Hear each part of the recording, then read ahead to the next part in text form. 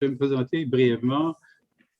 Je vais me présenter brièvement pour tout simplement vous rappeler pourquoi est-ce que je me retrouve à Saint-Pierre-et-Miquelon. En fait, j'avais été invité au mois de novembre 2017 d'être sur un comité aviseur, en fait, qui devait, je dirais, analyser la proposition, la proposition d'un nombre de participants de Saint-Pierre-et-Miquelon qui voulaient déposer un dossier pour la reconnaissance au patrimoine mondial de l'UNESCO. Donc, c'est la raison pour laquelle j'avais été invité à siéger sur ce comité en tant qu'archéologue, mais également parce qu'auparavant, dans les années 80, j'avais fait une maîtrise à l'Université Memorial de Terre-Neuve sur les paléo-esquimaux.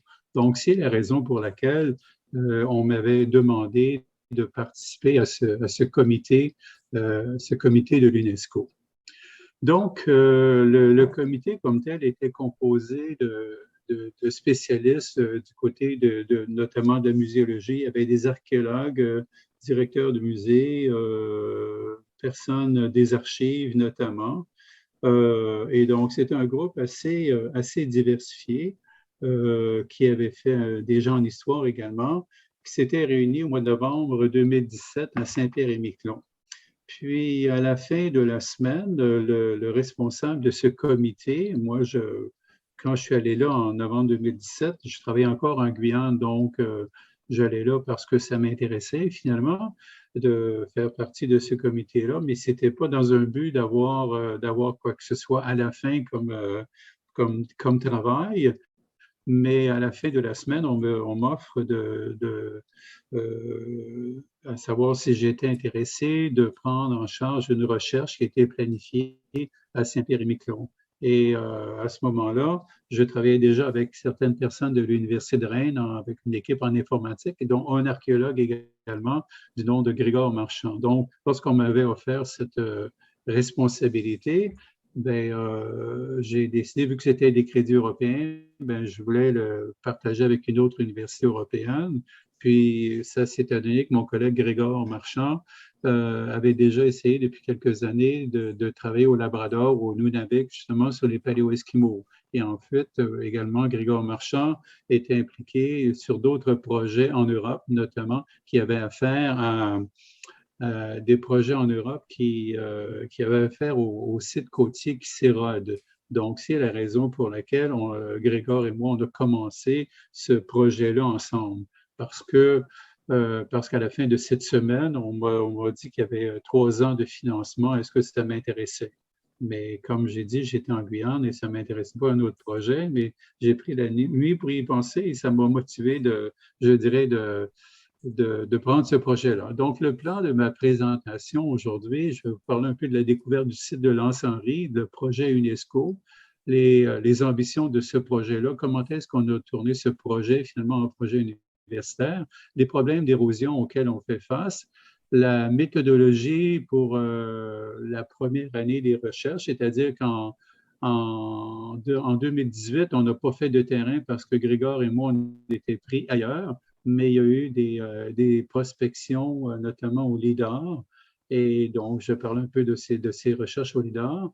Après ça, je vais parler des recherches antérieures qui ont eu lieu à l'Anse-Henri et la reprise des travaux en 2019-2021. Puis enfin, je vais terminer ma présentation avec l'aspect archéologie de la période moderne qui est en rapport avec le projet UNESCO. Donc, initialement, c'était lorsqu'on m'a invité pour être membre de ce comité, je croyais que c'était essentiellement pour travailler sur le site qui est en train de s'éroder. Et donc, c'était une question de sauvetage du site de l'Anse-Henri.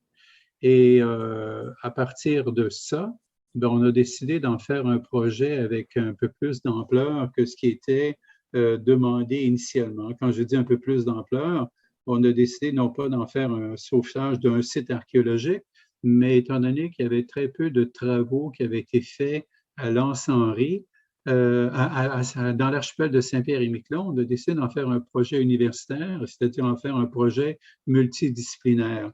Donc, c'est à ce moment-là qu'on a commencé à penser aux prospections, aux recherches de matières premières pour les sources de matières matières premières, également du travail en archives, du travail en géomorphologie, puisque c'est un site qui s'érodait, puis également de la recherche en biologie. Donc, ce projet-là, multidisciplinaire, inclut plusieurs spécialistes de différentes disciplines. Pour ceux brièvement qui ne savent pas où se trouve Saint-Pierre-et-Miquelon, c'est une île qui est à 19 km au large de la péninsule Burin, à Terre-Neuve.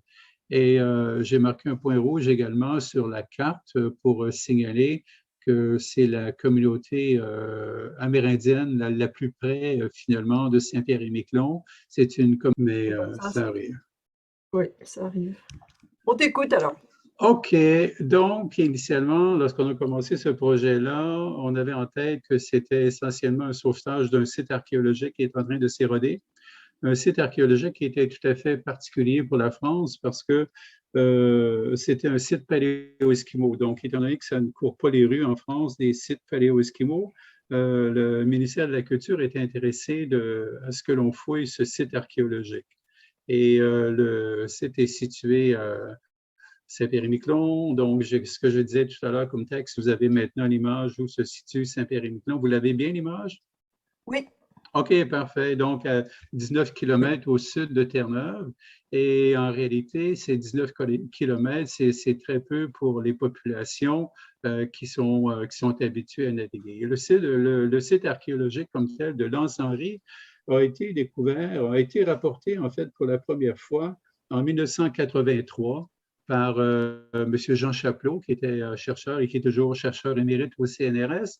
Et donc, M. Chapelot s'est intéressé beaucoup à l'histoire de Saint-Pierre-et-Miquelon. Et il y avait notamment un géologue qui avait découvert à l'Anse-Henri, où se trouve la petite flèche rouge ici, il y avait un site archéologique qui s'érodait. Ce site archéologique qui est rapporté donc en 1983. Et après ça, plus rien, aller jusque dans les années 90, lorsque le professeur Jim Tuck de l'Université Memorial à Terre-Neuve, à la fin des années 80, début 90, il s'est rendu avec une de ses étudiantes, Mme Sylvie Leblanc, pour découvrir qu'est-ce qu'il y avait là. Et Jim Tuck et son étudiante qui connaissait bien la préhistoire de Terre-Neuve ont découvert que c'était un site paléo-esquimau qui se retrouvait à l'Anse-Henri. Et donc, moi, j'arrive dans le décor plusieurs années plus tard et voilà un peu l'état de ce site archéologique en novembre 2017. Ce que vous voyez sur cette pointe, cette péninsule, cet isthme, en fait, c'est beaucoup d'érosion. Du côté gauche, vous voyez qu'il y a une érosion très active, autant du côté gauche que du côté droit de cette pointe-là. Et le site archéologique va jusqu'au fond de cette péninsule. Juste, il y a un petit cours d'eau ici qui traverse. Donc, lorsqu'il y a eu des travaux dans les années de 1999 à 2004 par Mme Sylvie Leblanc, donc elle a découvert du matériel archéologique un peu partout ici. Et un endroit qu'elle n'avait pas du tout sondé, on se demande toujours pourquoi. Peut-être qu'il n'y avait pas eu la permission ou quoi que ce soit, mais elle n'avait pas fouillé à cet endroit que nous fouillons et où est-ce qu'on retrouve également beaucoup de matériel dans l'érosion. Juste quelques mots pour parler parce que je parle à des historiens qui ne sont pas nécessairement familiers avec la préhistoire du paléo-esquimau. Et donc, les paléo-esquimaux, c'est une population qui sont venus à peu près 4500 ans avant aujourd'hui, une population qui est partie de l'Alaska et migrée vers l'Est. Donc, on retrouve dans l'Arctique canadien un peu partout des populations paléo-esquimaux. Il y a une chronologie assez compliquée. Et dépendamment de la région. Donc, la région pour laquelle on est le plus familier, c'est surtout du côté de ce qui serait le plus comparable, ce serait le centre et le nord du Labrador, c'est-à-dire la deuxième colonne sur la droite. Donc, on a des datations qui se comparent à ce qu'on retrouve à Terre-Neuve et au Labrador. De façon très spécifique, qu'est-ce qu'on peut mentionner pour l'Anse-Henri? Donc, à la suite des travaux de Sylvie Leblanc de 1999 à 2004, elle avait établi une certaine chronologie. c'est-à-dire qu'on a une période amérindienne qui est peut-être de 3-4 000 ans, à partir de 3-4 000 ans avant aujourd'hui, qu'on appelle l'archaïque maritime. Après ça, on a deux phases paléo-esquimaudes. La paléo-esquimau ancien, ce qu'on appelle le Grosswater, c'est du nom d'une baie au Labrador, et c'est la période sur laquelle j'avais travaillé lorsque j'ai fait la maîtrise à l'Université Memorial de Terre-Neuve. Donc, on retrouve la phase Grosswater sur la côte ouest de l'île de Terre-Neuve, et on retrouve également ces gens-là du côté de Saint-Pierre-et-Miquelon. Également, elle avait retrouvé une phase plus récente qu'on appelle le dorsétien, c'est-à-dire que un, c'est le paléo-esquimau ancien, ici, c'est le paléo-esquimau récent, c'est-à-dire le dorsétien, c'est une migration qui est plus récente. Quand je dis migration, il y a une affiliation culturelle certaine entre les deux, mais dans le cas de Terre-Neuve, il y a un certain hiatus entre les paléo-esquimaux anciens et les paléo-esquimaux récents. Puis enfin, toujours du côté de Saint-Pierre-et-Miquelon, on retrouve un autre groupe culturel qui serait vraisemblablement les ancêtres des béotucs que nous retrouvions à Terre-Neuve, les derniers béotucs étant disparu en 1827. Je dis étant disparu entre guillemets parce que la communauté actuelle des Mi'kmaq qui sont à Conne River pense autrement que ça. Et quand je dis pense autrement que ça, c'est que la communauté, lorsque je suis allé rencontrer, parce que c'est un projet franco-canadien, quand je dis un projet franco-canadien, c'est un apport de deux méthodes de travail, la méthode française et la méthode canadienne. Et de plus en plus, dans l'approche de la pratique de l'archéologie au Canada, lorsqu'on fait des recherches en milieu amérindien, on fait également des ententes avec la communauté locale. Et donc, dans le cas de la communauté locale, elle se trouve au Canada, donc à 19 km de là, mais je dirais par respect pour ces populations, j'ai allé les rencontrer avant qu'on commence les fouilles en 2019. Et c'est à ce moment-là que j'ai appris des choses assez intéressantes de la part des Mi'kmaq. Lorsque notamment, depuis quelques années, les Mi'kmaq réclament des squelettes des béotucs qui ont été entreposés au musée en Écosse, lorsque le chef de la communauté est allé au musée en Écosse pour réclamer les squelettes, ça ne s'est pas fait comme une lettre à la poste. En réalité, il est revenu bredouille. Et lorsque je suis allé rencontrer le chef de la nation, on a commencé à discuter de plein de choses, et notamment le fait que j'ai trouvé ça un peu inhabituel que ce soit le chef Mi'kmaq qui réclame des squelettes de béotucs. C'est à ce moment-là qu'il a commencé à me parler vraiment franchement de leur action politique face à au repatriement des squelettes béotucs. Notamment, le chef Mi'kmaq me racontait qu'ils sont une communauté qui est très mobile et que pour eux autres, qui étaient, comme je disais tout à l'heure, au Cap-Breton, aux îles de la Madeleine et sur la côte ouest de Terre-Neuve, mais pour ces gens-là qui sont très mobiles, le chef ainsi que des membres de la nation considèrent qu'il y a eu des intermariages entre les béotucs et les Mi'kmaq. Donc, c'est la raison pour laquelle il me racontait qu'il ne croit pas que les béotucs soient disparus, tout simplement qu'il y a un groupe qui parlait cette langue qui est disparue, mais que eux autres sont eux autres mêmes les résultats d'intermariage entre des Mi'kmaq anciens et les béotucs. C'est pour ça qu'on fait cette réclamation. Donc, en 2018, avant de commencer les travaux, parce que là, j'étais rendu à 2019, mais avant de commencer les travaux, une des choses qu'on a fait, c'est de se servir finalement des outils qu'on a à notre disposition. Et dans notre cas, ce qu'on avait à la disposition, c'est notamment des cartes anciennes, mais également l'archipel a été couvert par des relevés au lidar. Et qu'est-ce qu'on a décidé de faire avant de commencer tous travaux, de commencer à regarder ce qui était disponible, notamment les cartes anciennes, et on a fait également une analyse des relevés LIDAR. Quand je dis on, c'est Maureen Ledoaré, une des membres du projet, qui a étudié les données LIDAR. Pour brièvement, qu'est-ce que c'est que des relevés LIDAR? C'est qu'on passe avec un avion au-dessus de l'archipel qui envoie des rayons laser et les rayons laser vont rebondir à l'appareil et selon la distance du sol, il va y avoir des indices finalement d'occupation. Quand on dit des indices d'occupation, ça va être une topographie qui va être différente au sol. Et donc, c'est quelque chose qui a été très utile parce que c'est une analyse qui nous a servi en 2019 à faire les premières reconnaissances au sol.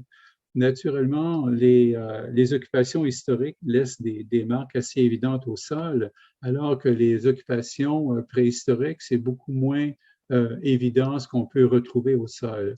Donc, il y avait ces données LIDAR nous ont emmenés à aller cibler des endroits bien particuliers. Ici, on a la pointe au Cacaoui. Et sur la pointe au Cacaoui, dans cette section-ci, on voit, je ne sais pas si vous les voyez à l'écran, est-ce que vous voyez ma flèche à l'écran? Oui, oui, c'est bon. OK, parfait. Donc, dans cette région-ci, il y a vraiment des aménagements quadrangulaires.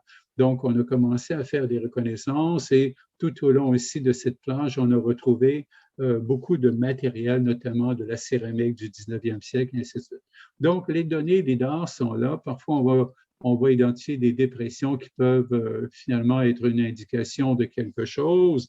Et donc, c'est à partir de là qu'on a commencé plus spécifiquement en transformant cette information du LIDAR, on a produit des données, puis le genre de données qu'on a tout simplement, c'est des aménagements qui sont au sol.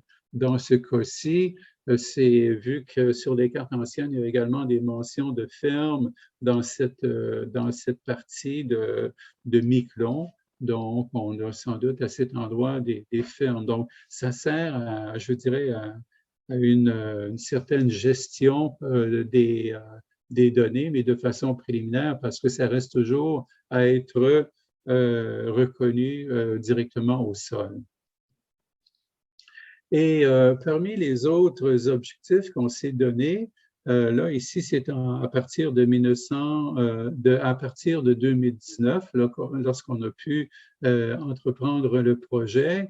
Parmi les grandes questions qu'on se posait, parce qu'il y avait le site de l'Anse-Henri qui se situait juste ici, sur la pointe de l'île de Saint-Pierre, sur un petit détroit, un détroit d'environ 500 mètres de largeur, entre une île ici qu'on appelle le Grand Colombier. Donc, le nom est indicatif de ce qu'est le Grand Colombier. On est ici sur le Grand Colombier et juste en face du Grand Colombier, sur cette pointe, c'est le site de l'Anse-Henri. Donc, le Grand Colombier est une colonie d'oiseaux assez spectaculaire et donc, on a une occupation très ancienne qui témoigne de plusieurs groupes culturels qui sont passés s'établir ici à l'Anse-Henri.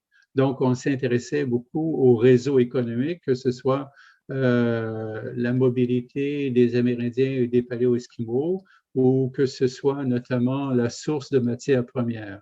Donc, ici, la photo que vous avez, c'est l'île du Grand Colombier, qui est juste en face de l'Anse-Henri. Et on a fait des reconnaissances sur le Grand Colombier pour localiser des matières premières. Et ce sont des matières premières qu'on retrouve notamment du côté du site archéologique de l'Anse-Henri. Également, parmi les autres endroits, là, on retourne ici à Miquelon. On s'intéressait beaucoup aux données historiques. Et dans le cas de Miquelon, on a un géographe du nom d'Aubert Delerue qui a visité Saint-Pierre et Miquelon dans les années 1930. Et c'est le géographe Aubert de la Rue qui mentionne que les Mi'kmaq de Terre-Neuve viennent régulièrement à l'île de Miquelon pour s'approvisionner, notamment s'approvisionner en mollusques pour appâter leur ligne à pêche.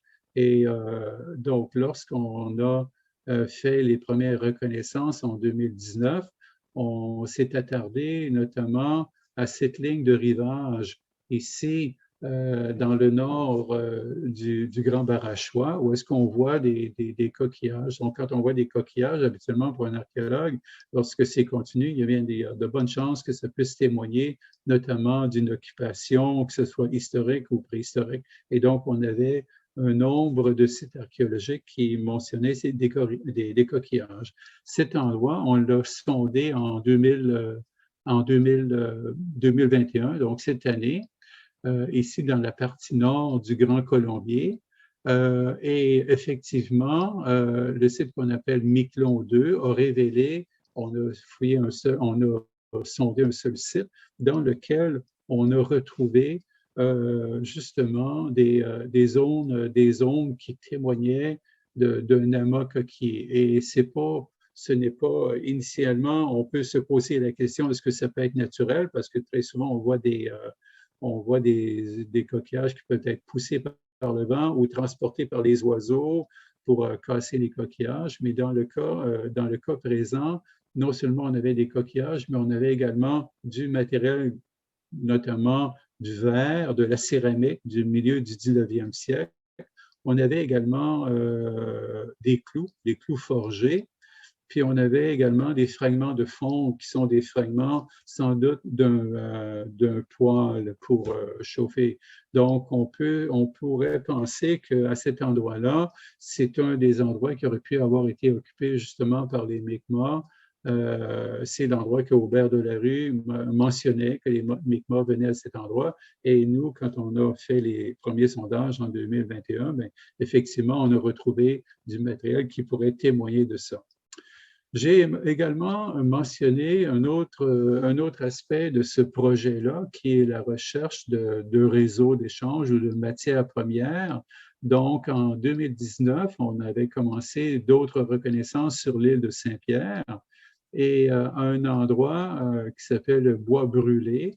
On a découvert en 2019 du matériel lithique, en fait, qui témoigne de l'exploitation de carrières à cet endroit-là. Donc, dans ce projet, bien, cet été, on avait un étudiant qui s'intéressait beaucoup à documenter notamment la chaîne opératoire de la transformation des matières premières. Donc, c'est un des projets de recherche qu'un de nos étudiants à la maîtrise a décidé de poursuivre. C'est-à-dire qu'on a fait des sondages à cet endroit qui s'appelle Bois Brûlé. On a découvert des affleurements rocheux qui avaient été exploités pour la matière première qu'ils contenaient. Et ces matières premières, on les retrouve également du côté du site archéologique de l'Anse-Henri.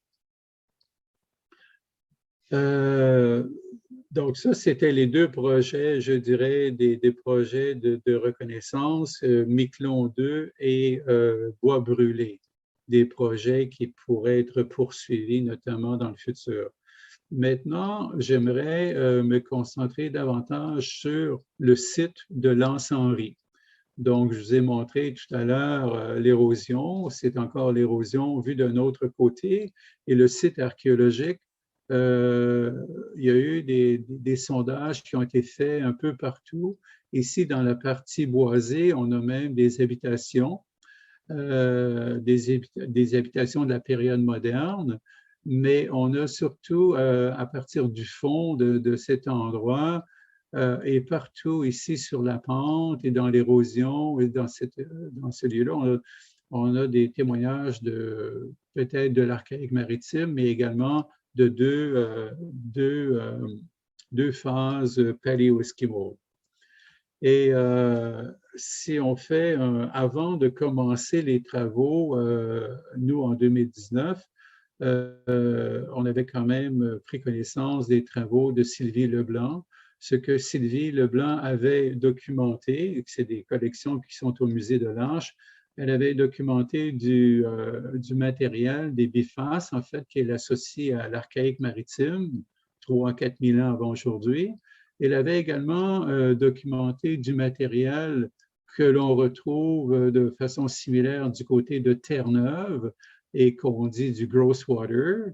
Également ici, d'autres matériels de Grosswater. Et ce qui caractérise le matériel de Grosswater, c'est non seulement la forme de ces pointes de projectiles ou de ces pseudo-burins, mais c'est également la matière première. C'est-à-dire que ce n'est pas une matière première qui provient, qui est locale à l'archipel de Saint-Pierre-et-Miquelon, mais c'est une matière première qui provient de la côte ouest de Terre-Neuve. Donc, on a ici une représentation de la phase Grosswater. On a également ici quelque chose de très caractéristique de la période dorsétienne. Ce qu'on a ici, tout simplement, c'est des armatures distales que l'on emmanchait dans des harpons qui étaient en ivoire, donc ce qu'on appelle ici du dorsétien. Au niveau des dates, ici, si on regarde du côté ouest de Terre-Neuve, la période c'est environ de 800 avant Jésus-Christ jusqu'à peu près à 100, 200 avant Jésus-Christ. Il y a un certain hiatus et on retrouve une nouvelle période qu'on appelle les Dorsétiens. Il y a un hiatus à peu près de 200-300 ans entre le Grosswater et le Dorsétien. Puis enfin, précédemment à tout ça, il y a la culture de l'archaïque maritime. C'est ce qu'on connaissait avant d'entreprendre les travaux en 2019. Donc ici, une vue aérienne du site archéologique de l'Anse-Henri. On a de toute évidence de l'érosion très active, un site qui est en train vraiment de se faire manger par les vents et les tempêtes qui viennent de l'Est, et la même chose pour les tempêtes ici qui viennent en provenance de l'Ouest.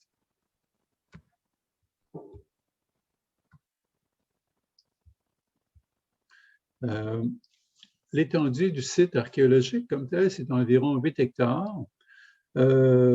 Ici, c'est une série de sondages qui ont été faits entre 1999 et 2004 par Sylvie Leblanc. Et la plupart de ces sondages, des sondages de 50 cm sur 50 cm, on a ici un ruisseau. De l'autre côté du ruisseau, on a également de l'occupation. Son occupation de l'archaïque maritime est dans cette région-ci. Et la plupart de ces sondages ont livré également du matériel. Un endroit qui n'avait pas été touché, c'est ce secteur-ci, qui n'avait pas du tout été touché lors de ces recherches de 1999 à 2004. Et vous avez également ici dans le boisé, vous avez 2 sondages, ici des sondages finalement de cette année, qui révèlent également des occupations historiques. Je rappelle que tout à l'heure, au début de ma présentation, lorsque j'ai fait référence aux travaux du comité de l'UNESCO, le thème principal pour, je dirais, aller chercher cette désignation UNESCO, un thème doit être défini. Et dans ce cas-là, le thème qui est défini, c'est les pêcheries. Donc, les pêcheries, non seulement à l'époque préhistorique, mais ce qui est encore plus important, c'est des pêcheries à la période moderne. Et donc, on a ici, justement, dans la partie boisée, certaines cabanes de pêcheurs, et je vous parlerai plus tard un peu de ce qu'on a retrouvé relatif aux pêcheries de l'époque moderne dans le secteur préhistorique. Donc, l'Anse-Henri sous un autre angle ici. Et comme je l'ai également mentionné, ce projet multidisciplinaire fait également appel beaucoup aux sciences de la Terre. Deux géomorphologues qui travaillent avec nous, donc Pierre Stéphan, géomorphologue marin à l'Université de Brest et spécialiste également de l'érosion. Et l'autre personne ici sur la photo, Mme Najat Berry, géoarchéologue de l'Université Laval, qui, elle, s'intéresse beaucoup à la micromorphologie des sols. Donc, ces 2 personnes-là travaillent sur non seulement la sédimentologie dans le cas de Najat Berry, mais l'érosion marine également dans le cas de Pierre Stéphan. Et on a des données anciennes qui retournent jusqu'à certaines données jusqu'à 1952, mais ici, on regarde davantage les photographies qui ont été faites. La mesure, finalement, de l'érosion à partir de 2012, qu'est-ce qu'on peut noter? On note vraiment une perte régulière depuis 2012. C'est assez remarquable. Qu'est-ce qu'on peut voir comme perte de ce site archéologique d'année en année? Parmi les causes, notamment, il y a les tempêtes, mais il y a également le gel-dégel, il y a également les tempêtes de plus en plus fréquentes, et le garde-chasse local me disait notamment que le climat qui est de moins en moins froid pendant l'hiver fait en sorte que les sols vont geler beaucoup moins, mais lorsque les sols imbibés d'eau vont subir l'effet des tempêtes, ils vont être facilement érodés pendant la période hivernale. Et on a des exemples très clairs sur une période de 2 ans, 3 ans, 2009 à 2021. On peut voir, on peut prendre on a pris des photos en fait qui témoignent vraiment d'une différence d'une année à l'autre de blocs qui vont migrer vers le bas de la pente. Et c'est assez surprenant de voir la vitesse à laquelle le site perd du terrain. Également, un autre événement qui a été documenté par le géomorphologue, c'est que partout sur le site archéologique, sur la pointe, on retrouve un niveau de cailloux de galets, pardon, assez impressionnant qui a été déposé à une période assez récente. Quand je dis assez récente, cette zone de galets a été déposée sur une grave. Une grave, c'est un aménagement de pierre que les pêcheurs à l'époque moderne utilisaient pour faire sécher le poisson. Et donc, on a ici une série de galets qui ont été poussés sur une grave qui date du 19e siècle. Et l'interprétation qui a été proposée par le géomorphologue Pierre Stéphan, c'est qu'on aurait peut-être ici les effets d'une vague. On sait qu'en 1927, il y a eu un tsunami assez important, un tremblement de terre sous-marin qui a détruit une partie de l'îlot marin qui est à quelques kilomètres de là et qui a déposé vraiment beaucoup de débris sur Saint-Pierre et sur l'îlot marin. Et on aurait peut-être sur le site archéologique ici un témoignage de ce tsunami qui aurait versé vraiment une vague de galets sur le site archéologique comme tel. Et un autre aspect également de ce travail sur les sols, cet été notamment, juste pour vous expliquer la stratigraphie, on a ici la zone de galets qui est à l'époque moderne, 1927, et elle a été versée sur une zone qui contenait le niveau préhistorique, ici le niveau paléo-esquimau. Donc, ce niveau tourbeux ici contient le matériel paléo-esquimau. Après ça, il y a une autre période où est-ce qu'on a un autre sol qui a été déversé sur une autre couche ancienne, une autre couche tourbeuse. Donc, on a ici peut-être quelque chose comme c'est tout récent. On est revenu du terrain à la fin du mois de septembre, mais on est en train de faire des datations justement de ces niveaux tourbeux. Donc, on pourrait remonter jusqu'à 5-6 000 ans avant aujourd'hui sur l'histoire paléo-environnementale à partir de ces données sur les niveaux tourbeux qu'on n'avait pas découverts jusqu'à présent. Ici, une image de la fouille de 2019 pour vous montrer justement ces galets qu'on retrouve par-dessus la grave ancienne. Donc, la grave, on sait, il y avait du matériel du 19e siècle associé à cette grave-là, et par-dessus se retrouvent des galets. Pour résumer, faire le sommaire des recherches qu'on a terminées en 2019, on avait 3 périodes culturelles identifiées. En A et en D, on a ce qu'on appelle la phase gross water avec des matières premières alloctones. On a dans B la phase dorsetienne avec des dates de 690 à 940 après Jésus-Christ. Puis enfin, en C, on aurait également des évidences d'une tradition récente qui serait ces ancêtres des Béotiques qui vivaient à Terre-Neuve et qui auraient visité Saint-Pierre-et-Miquelon. Donc, plus précisément, lorsqu'on travaille à Saint-Pierre-et-Miquelon, on utilise beaucoup la chronologie qui est présente pour Terre-Neuve parce que ce sont effectivement les mêmes gens qui vivent à Terre-Neuve et qui ont vécu à Saint-Pierre-et-Miquelon. Maintenant, une autre chose qu'on avait compris à partir des fouilles de 2019, en 2019, on avait fouillé dans ce secteur-ci. Ça paraît absolument pas parce que on a une obligation de bien restaurer le terrain. Donc ici, c'est le tas de débris de cette année qui est déposé sur une bâche.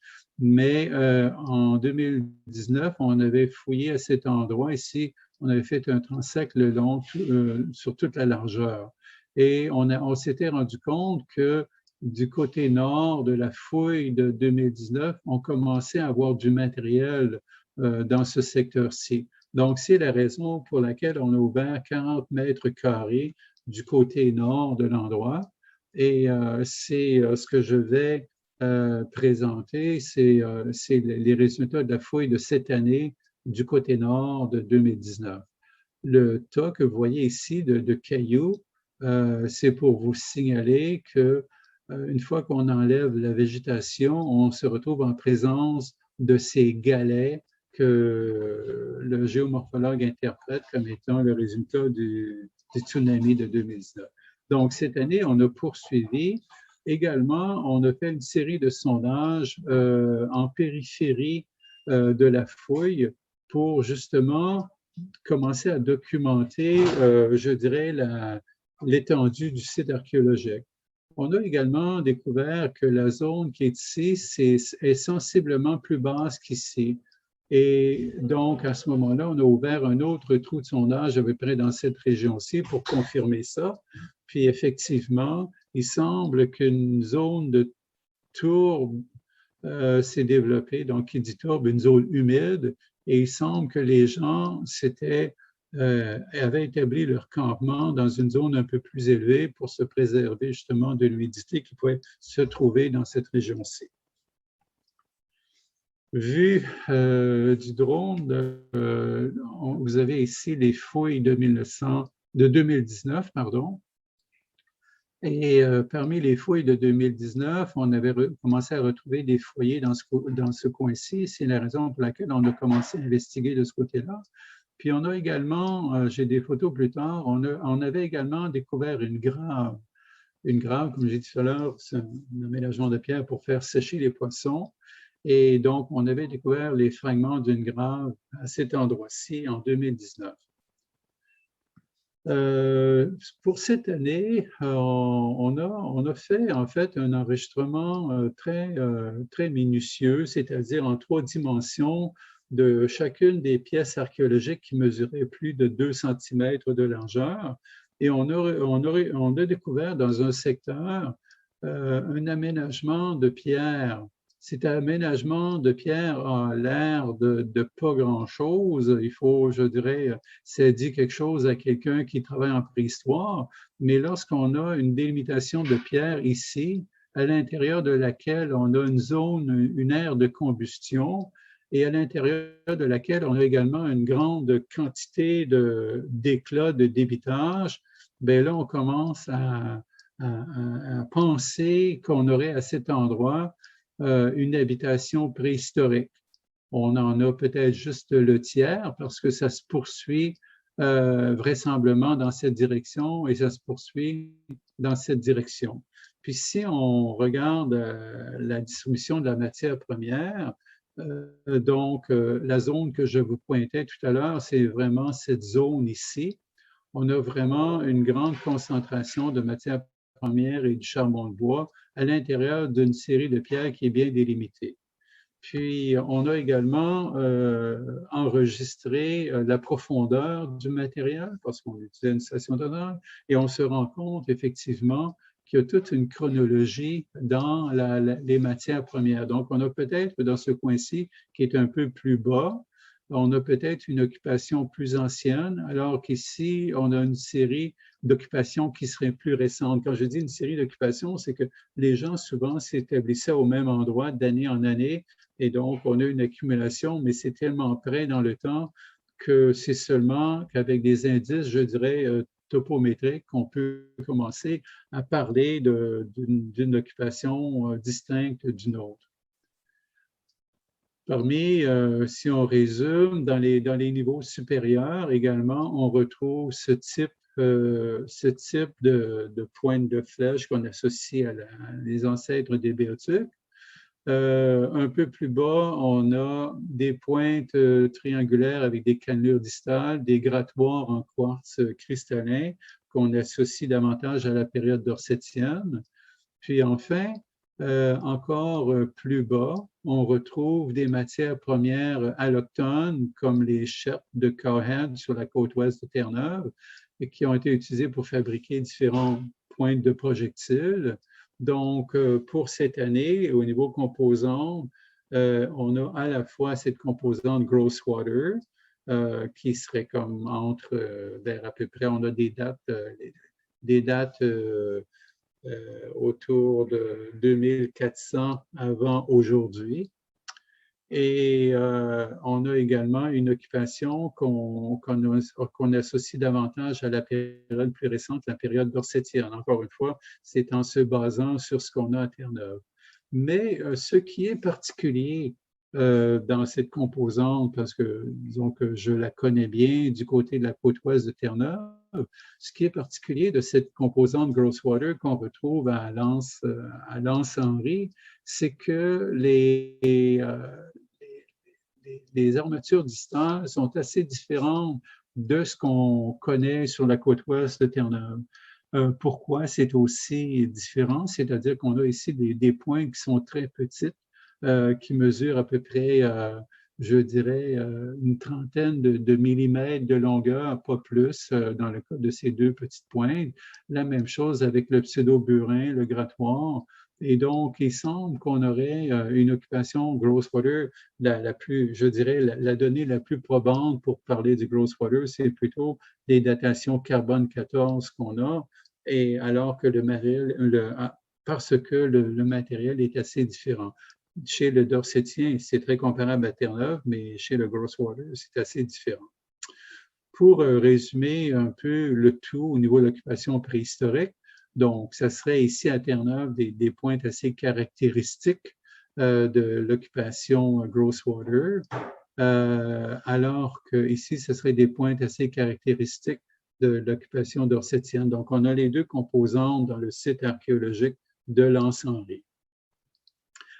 Maintenant, j'ai me reste quelques diapositives pour parler un peu de la recherche qu'on fait.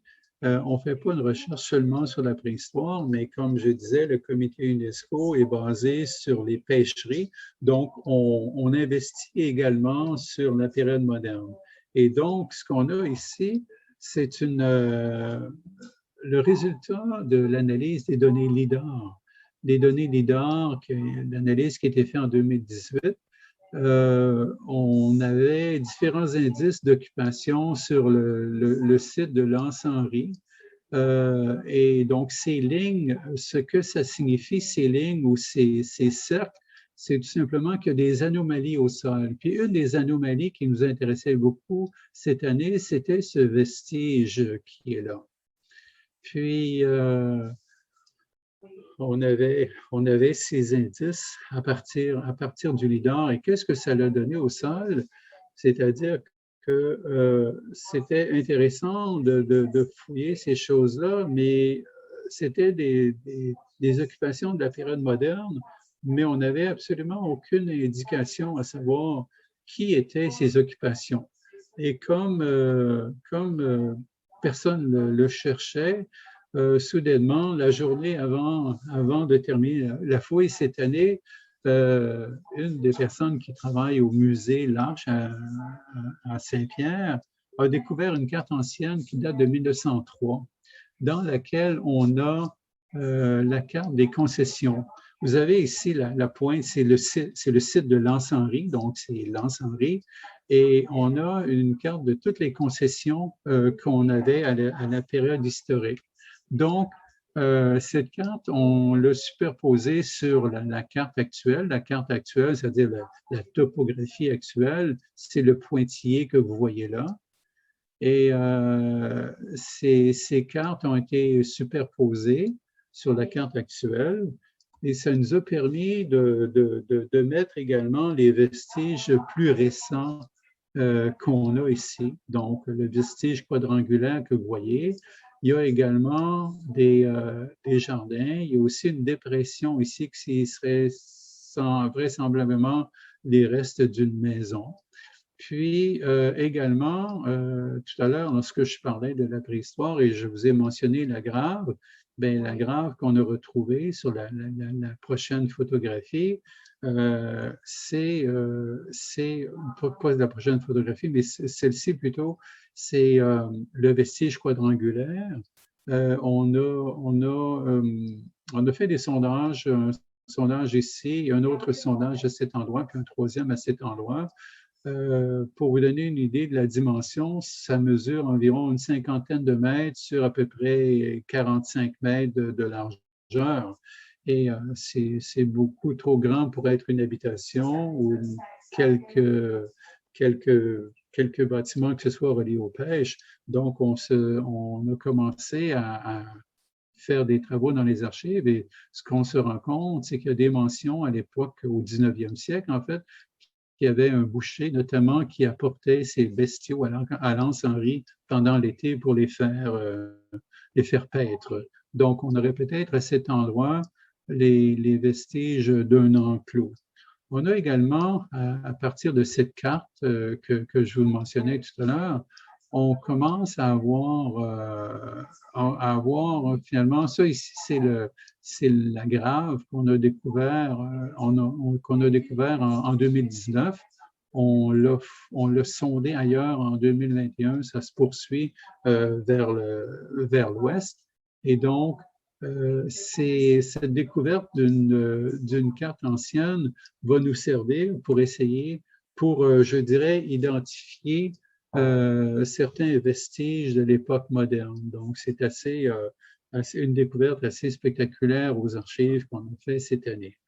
Et ma dernière diapositive, c'est une diapositive finalement de l'île aux Marins, qui est une petite île juste en face de la ville de Saint-Pierre. Et c'est pour vous montrer qu'est-ce que c'est qu'une grave, c'est-à-dire que chaque pêcheur avait sa grave pour faire sécher la morue pendant la période estivale. Et c'est sans doute ce qu'on a découvert à l'Anse-Henri. Donc, voilà, ça fait le tour de ce projet qu'on mène depuis 2019. C'est plusieurs informations un peu disparates, mais je tenais à faire, je dirais, un survol de ce projet plutôt que de me concentrer essentiellement sur la période paléo-esquimau. Donc, est-ce qu'il y a des questions?